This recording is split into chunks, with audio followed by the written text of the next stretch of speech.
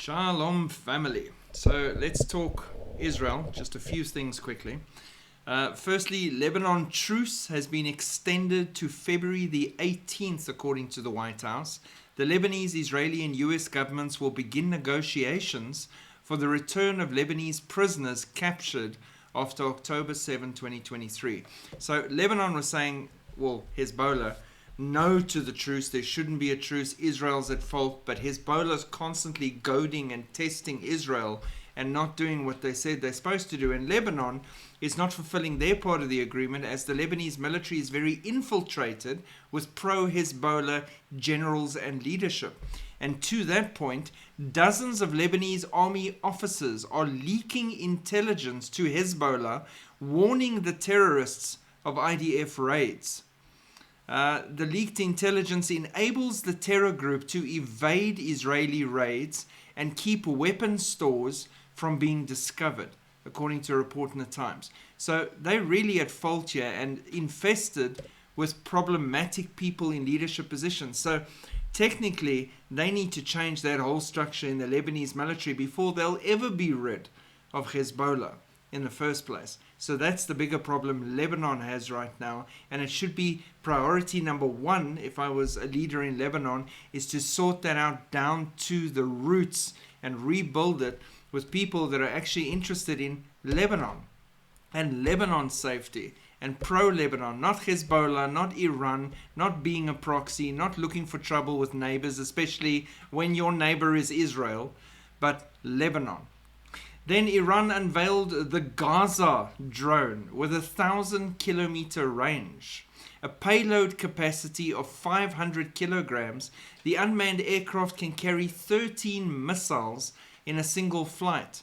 It achieves a cruising speed of 350 kilometers per hour and has an operational radius of 4,000 kilometers all round. So that's their latest drone, and they called it the Gaza drone. Probably because, without realizing it, it'll probably fall in Gaza once the Israeli Air Force shoots it down. But this is just another one of their ways of saying, we're threatening you directly. We are building these things to directly affect you in the days ahead. So that's the Iranian Gaza drone that's just been released. And then on a completely different point, to show you who Israel's really dealing with, this next little bit of news really summed it up perfectly for me, and that is this. They're doing the hostage exchange now. So very lopsided. They get a load, busloads of terrorists in exchange for 1, 2, maybe 3 Israeli hostages at a time. And all these terrorists flooding back onto the streets to cause more trouble. Now, one of those jailed terrorists has refused to be released as part of the hostage deal. Now, how's that for interesting? The man, who is a member of Fatah, the movement behind the Palestinian Authority, and is a bitter rival of the Hamas organization, was reportedly being threatened by the Islamist forces who still rule Gaza, despite having been militarily decimated by Israel. So Hamas is threatening him and Fatah, but he's part of the ones they want released. Why? So that they can kill him and torture him. He therefore demanded to be released to the Palestinian Authority-controlled territory in Judea and Samaria, or to be deported to another country. When he was told it was either Gaza or stay in Ketziot prison, he opted not to be freed and to stay in Ketziot prison. So they eventually put someone else in his place and released a different terrorist.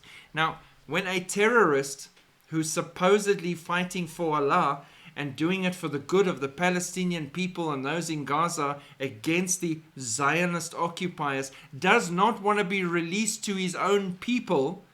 He's in a different organization, but it's still his own people. What does that tell you about the evil and darkness in these organizations of Islam? They can't even trust each other, that they want to murder and torture one another. That's what Israel's facing. That is what they're dealing with. And it is ridiculous.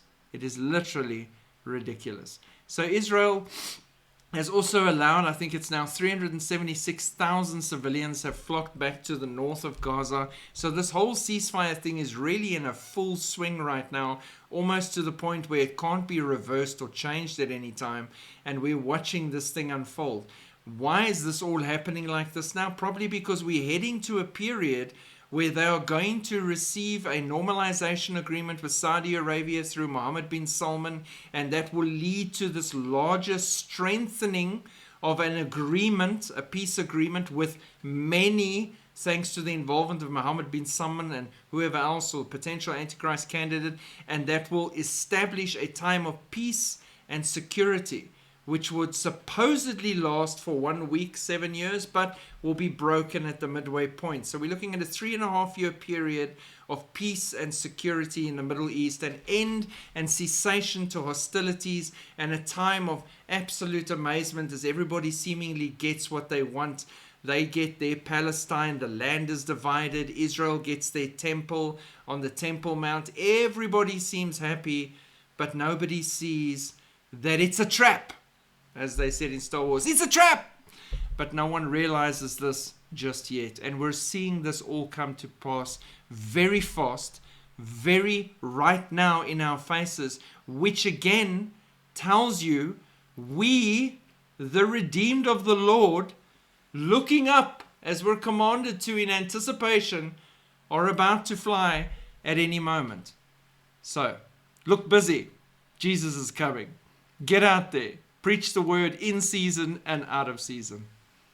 Shalom.